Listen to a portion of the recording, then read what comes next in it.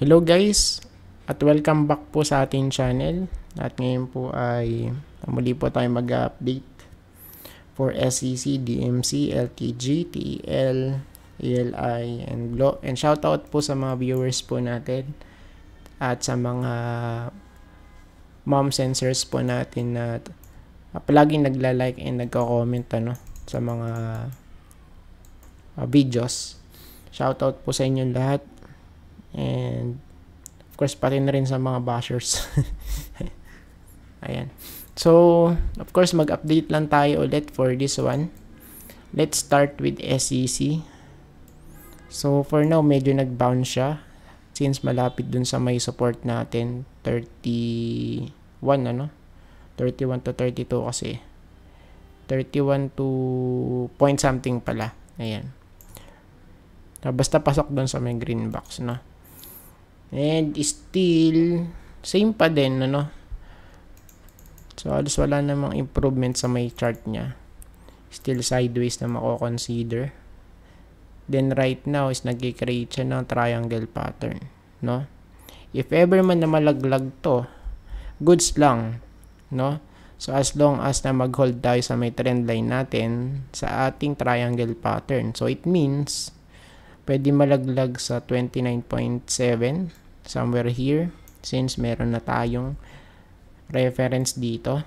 Isa, dalawa, tatlo, and pang-apat na touch ito guys, no? So it means valid to for now, And sa may horizontal, ito guys,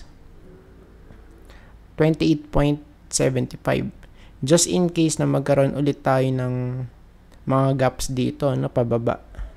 Ayan, kasi kung titingnan natin,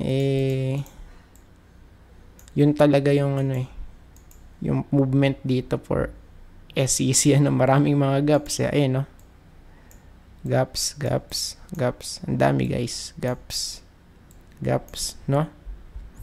Ayan, so for now, let's see. Ayan, kasi nag-hold naman dito sa may 200, no? Since meron tayo ditong gap down, tingnan natin kung ma-fill dyan, no? Ayan, so for now, nasa taas pa rin nung 200-day moving average. So yun nga lang, sobrang close, Ayan, next po natin ay update, of course, DMC. So for DMC guys, check natin muna sa weekly chart.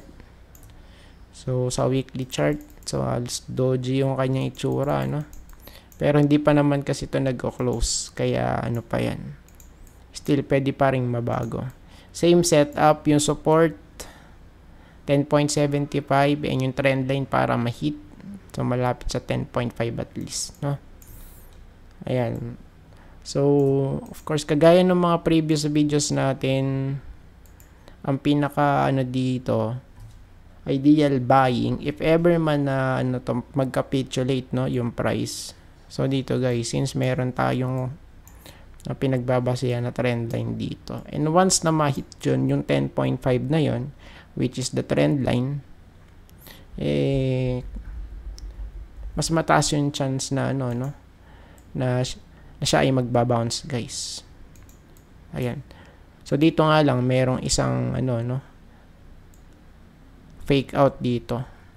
So nagkaroon ng shakeout pero nakabalik naman din. Diba? So from here sa 9 nagrally hanggang 12. 12.58 Ayan. Sa daily tingnan natin kasi medyo sideways siya kung titingnan natin, Medyo bouncy talaga to Ayan, may patalbog-talbog lang siya. So meaning 50-50 to, it's either sa baba. Pero kung talagang babagsak to, much better. At kasi may support tayong dito. Mino-monitor for DMC. Ayan. So next natin LTG. LRG tuloy. LTG, ayan. So for LTG, okay, so medyo nag-hold dito sa may support. Goods yan. Even doon na nabuhusan siya, no? Nakabalik. Ayan, no? Of course, medyo nag-bounce since, of course, yung support natin dito nasa 9.7 eh. Diba? So, dito yung pinaka-ideal support for LTG. Ayan. 9.7. And kung titingnan natin, twice na, no? So, nag-break out. Then, throwback dito. Nag-bounce ulit. Tapos, nag-retest ulit dito. Nag-bounce ulit, no? So, as long as na mag-hold, still goods, no? Ayan. Pero, of course, much better kung tayo ay mag-create ng higher high. Ayan. So, kung mangyayari man yun, ang possible target dito guys sa 10.2. Since marami na tayong reference dito before. So, ito yun, nung March. Tapos, meron tayo dito nung May. Tapos, yung last time, ito guys, May din, ano? So, balit twice nung May. Ito yun. Ayan. Goods because still yung ating price is nasa taas pa rin ng 200-day moving average. Next is TEL. Check natin to. Check natin sa weekly chart. So, still malapit to sa ano natin, resistance, ano? Ayan, no? So, resistance na tong area na to sa 1.6 na to, guys. Ayan. Kaya pagka nag-pull back to, goods lang. Since malapit sa resistance, eh. If ever man dito, guys, pwede no, sa 1.5. Ayan. So, overall, ipapakita po natin ulit.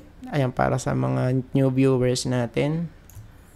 So, ito yung kanyang big picture na tinatawag. Na kung saan is makikita natin talaga kung paano yung movement ni TEL, ano, yung mismong price niya. Diba? So, sideways to, guys. Okay. So, of course, yung ceiling nasa 1.9 yan. 1.9 to 1.950, no? And so far is nasa 1.6 tayo, below 1.6 pa nga eh.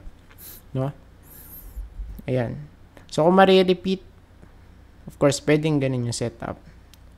So, hanggang dito. Pero, of course, pagka nag-breakout yan, eh, mas solid in the long run, ano? Kasi possible. Okay, ano to? Accumulation phase, no? And yung ano natin dito, yung confirmation, yung breakout. Since wala pa kasing breakout, eh, let's see muna, ano. Ayan. So, kung mas matagal na magsa-sideways to, of course, mas bullish yun pagka nag-breakout, no? Ayan. Next, TEL, tapos ALI. ALI is trending din to, pero hindi na po natin sinama sa first video since palagi naman siyang kasama rito sa second video natin, no? And right now, the good thing is nag-breakout. Okay? Nag-breakout na dun sa may 200. So, this is very obvious na bullish, no? So, yun nga lang, dapat mag-close dyan sa taas. Diba? Ayan. So, medyo magandang pangitain to for ALI. Same here. Nag-breakout na din sa 200-day moving average. So, for now, bullish to, no? Of course, pullback, yes. So, kailangan natin na pullback kasi fresh breakout to, no? So, ang pinaka, ano dito, ang pinaka hard na ano niya, binutas eto, guys. 31.86. Ayan, so medyo solid tong resistance na to. Pero ngayon, ayun na. Okay? So, pag nag-pullback, goods lang yan. As long as na mag-hold dito, no? So, may 31 point something na to. Ayan, sa may green box na to. Pullback, then push ulit.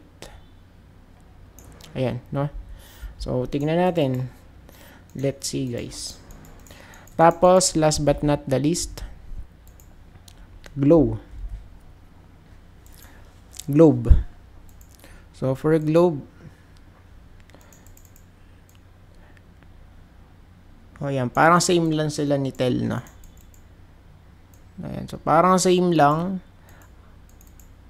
So dito kasi overbought na to sa weekly chart, kaya medyo alarming to, no?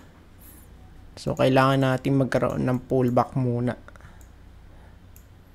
Ayan, overheated na siya eh. So sana lang mag-hold dito malapit sa 2250, ano, 2240. Ayan, sa may loob ng green box, tapos mag-rally ulit. So sana lang. Ayan, kasi dito yung next possible ano natin dito, support maybe dito na sa 21 eh. 2150, ano. So pwedeng dun na yung next eh. So after dito sa ano natin, sa may green box, no. Then sa daily chart, ayan. Let's see. I'm hoping for a ano dito, no. For a hold. Mag-hold sana dun sa area na yan. Okay. So sana lang mag-hold, no. Ayan, kasi sa part na to parang ano to, so, para siyang trend line, guys, no. Ayan, kung titignan natin parang trend line naman talaga.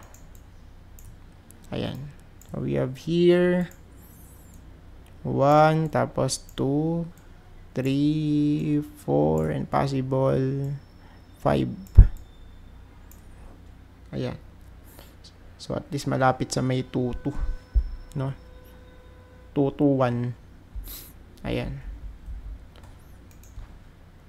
So let's see, guys. And I think tapos na po tayo at maraming salamat po sa panonood. See you po sa next video. Bye bye and God bless.